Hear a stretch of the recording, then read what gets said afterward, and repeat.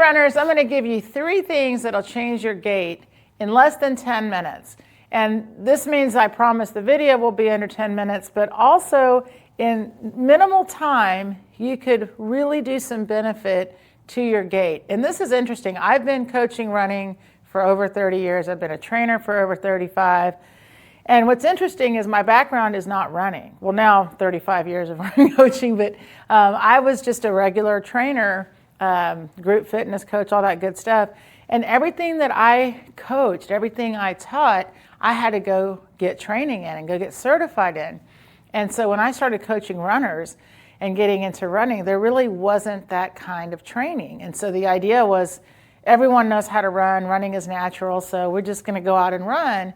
And what's interesting is, again, in the weight room, in the training room, everybody really wanted instruction. Like, how do we do this exercise? How do we get better at it? How do we not hurt ourselves? However, then when we went outside to run, it was like, just go run. And so I immediately learned that everyone, one, was at different paces of running, different levels of running, and then the injuries started to come. And I hadn't had clients get injured before, mostly because I was controlling the exercise, right? If you know how to do an exercise correctly and someone's watching you do this exercise correctly, you're less likely to get injured. So with running, especially because even if I was running right next to you, I can't exactly see what you're doing, right? So the idea with running is, with running coaching, is you give runners cues. You give them things they can think about doing while they're running, and then you go practice it when you go out running. And what's great now with video, of course, is you can actually show someone what they're doing when they're running, and that can help as well. So what's interesting first is you kind of have to agree that there's a gait, or a gait cycle, if you will. So for a lot of people, because running is supposed to be natural, and running, by the way, is natural, of course, but running is supposed to be something everyone should be able to just do, then it's really just assumed that if you just keep running more, you're just going to get better at it. And for a lot of people that works, just so you know, a lot of people just start running and there they go. And then there's the other people that just need a little bit more help getting efficient. So that's really what my job is to help people understand that there is actually a way to run more efficiently where you're going to reduce your risk of injury. That's number 1 priority. And second, you're going to get more efficient. You're going to get better at running. So then byproducts are like, you're going to get faster. You'll be able to run longer. Like, all of those good things will happen. So how do you do that? What's the main thing? Well, the main thing is to actually practice the elements of the gait cycle. And to practice them, remember that 10-minute thing I said at the beginning? You could even knock it to 5. And what I mean by that is if you spent 5 minutes a day, obviously 10, great, just practicing an element of the gait cycle, imagine how much better you're going to get at running. So let me just go over that really quickly, because all you need, right, and this is like all you need, but really all you need is a wall. I'm going to use this post here, and I highly recommend getting a band. This is really effective, and I'll talk about why. You can use any kind of anything that'll hold it, right? And then something else I would highly suggest is something like a low curb. I'm going to just use this plate. So 2 things that happen, especially if you're a newer runner, is number 1, fatigue. So most people get tired, both muscular fatigue and, of course, cardiovascular fatigue. Something causes them to want to stop running. And unfortunately, that fatigue is what can lead to injury, right? If the muscle's getting tired, it's getting overworked, then other things start to try to work to help out, but ultimately, unfortunately, injury usually is what gets people. So the first thing I want to talk about is make sure to ease in to running, and that's why practicing running and practicing the elements of running can be so effective, right?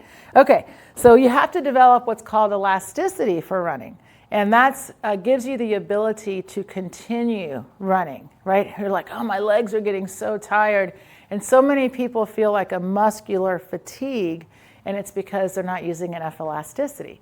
So the 3 elements of the gait cycle, it's called pose, so it's called the running pose, or figure 4, very commonly called the figure 4 of running. I call it the running pose. And then this is really great, pose. This is the optimal running position, and it's a balanced position for your body to be in on the ground. when you are in this position, your body is able to use gravity to accelerate. We call that fall. So pose is where I need to be on the ground so that my body can take advantage of gravity to fall forward. And then the action is called pull. So pose, fall, pull. And then you recover the pose. And that is repeated over and over and over and over again. Pose, fall, pull, over and over and over. And the best part is I can practice each element individually, and each element has its own benefit. So what do I mean by that? Well, first of all, for a lot of people, just standing in balance is really challenging. So the first thing you're going to get when you practice is balance. Standing on one leg and balancing. That's huge. And strength, because when I'm standing on my leg, balancing, I'm also getting strength on that leg to hold my body in balance. And this is crucial because I'm going to be balancing on one foot back and forth basically for my entire run. Running's like a change of support. It's your support is your foot, right? You're in that pose. And what you want, of course, is to travel forward. We call it falling. And then you recover the other foot. So in place, right, I just went forward one step and then I don't have more room. So what's fun about practicing the elements, and I tell people this all the time, you really do not need a lot of space to practice.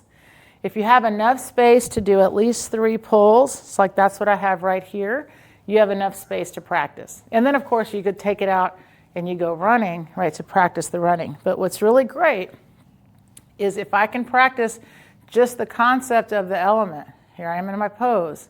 I'm going to fall forward and I'm going to pull my foot from the ground. Now I'm back to pose, see? And then I can just do 2 pulls. Watch, I'm going to fall, pull, up, up. See, I did 2 pulls. Now I'm going to do 3 pulls, fall, up, up, up, and then recovering that pose. And doing a single pull, then a double pull, then a triple pull is just a way to develop, one, the understanding of what's going on. What is it I'm supposed to be doing in running? So that's number 1. Second, I'm going to get better on either side. So starting with just a single helps me to feel, am I balanced on both sides, right? I'm on my left side now. I'm going to fall, pull my foot. And see, it takes me just a second to recover balance, make sure my knee is bent. So you're also having really good conversations with yourself as you work on the balance, right? You also need to make sure you practice the action of pulling, which uses the hamstring. Your hamstring is what actually finishes the pull, that height during the running. But in place, it's you. It's really neat. You learn these things while you practice. So if I understand that, then in place, I'm going to make sure I'm using my hamstring and I'm pulling to where? To pose. And what's great is when you actually run, I'll say this, it won't make a lot of sense now, but in running, you really only ever need to break contact with the ground, and then the hamstring finishes the pull. In practice, though, it's all you. So the neat part is in practice, I'm going to gain skill, I'm going to gain strength, I'm going to gain balance, I'm going to gain elasticity, all of the things that I need to be able to support myself in my run. And then conditioning comes with the practice of the running, right? So that's the best part about I can practice the elements. And by the way, when I used to first teach these running clinics, I would tell people, you can be in line at the grocery store, stand and pose. You can be pushing the shopping cart and pull your feet. I mean, if you can actually start to implement the elements of running anytime, just to get better at it. For a lot of people, just standing and bending their knees, it's called ready stance, is a challenge. In running, you really have to keep the knees slightly bent to be able to use elasticity. So this is, again, where the little props come in. Because you can practice, again, balancing anywhere, right? Holding that running pose. You can practice the running action anywhere. You don't need anything. And then the sensation of that fall, pull. Make sure you recover the pose. So the elements, you really don't need anything to practice at all. I add this in because I find for most people, if they can get a sense of feel, it helps a lot. So first we start by just feeling falling, with a wall, or like I said, a post. Great way to practice. And then you can add a band to just feel how simple it is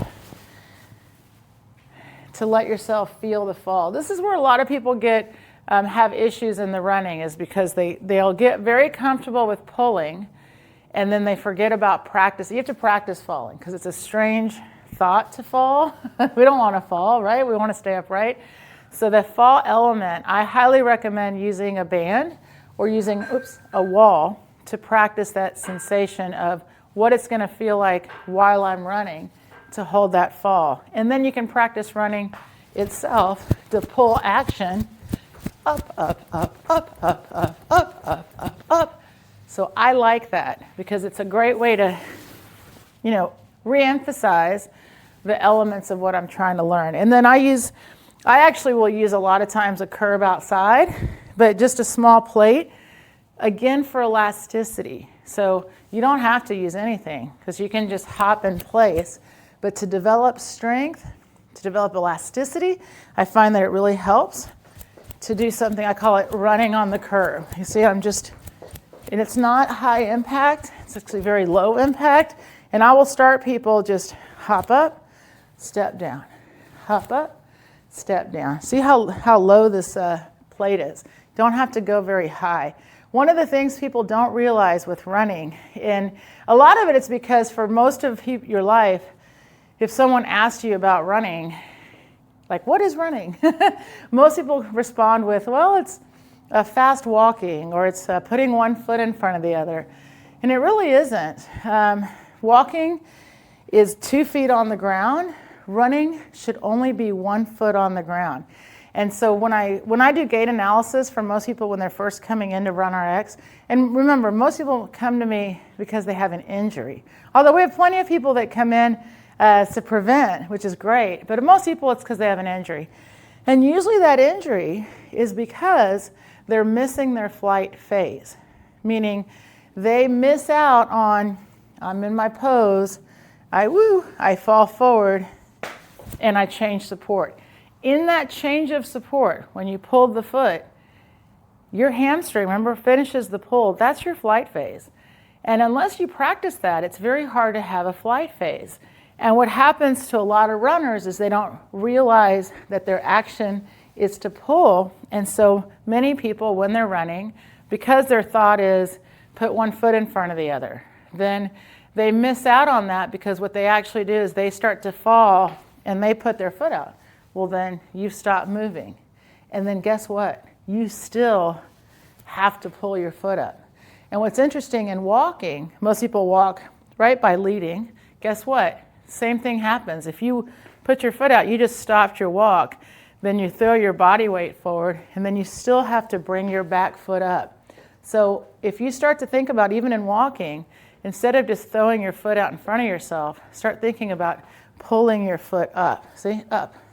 And if I do up, up with walking, and then I do up, up, up, up, up with running, there starts to be a lot more similarity. And you'll walk by pulling, and you'll run by pulling. So practicing these actions will help you really in all of your movement, help you with walking, help you with running, help you with standing by practicing that ready stance. So at the end of the day, if you would practice little bits, just one part of the element, one element. You see a wall, you do some wall falls. You get a band out, you do, a minute or so of just band pulls. It's amazing how then you can take that out into your run. So you can check all that out on our app. We have the 3-2-1 run, which actually has kind of a guideline on how to put that in and implement it. If you've already tried it, let me know what you think. If you haven't, go check it out. And then, of course, you're always welcome to join us at runrx.fit. That's where you come in. I gave you gait analysis. We've got weekly Zooms. We do lives. A lot of interaction where I get to actually work with you directly. And, of course, anytime you send in a gait analysis, it's just like a private session. So I would love to see you, of course, in the membership. Otherwise, let me know if you try any of this practice and if it helps you out in your run. Have a great run.